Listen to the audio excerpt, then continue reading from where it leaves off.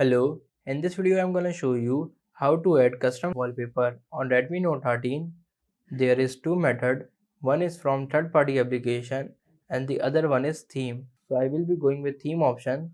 Long press on home screen, tap on wallpaper, go in themes, search here, live wallpaper. As you can see here, multiple live wallpapers are showing. For example, I am selecting this one. Simply tap on download, tap on apply. As you can see, theme is applied. Now let's check it out.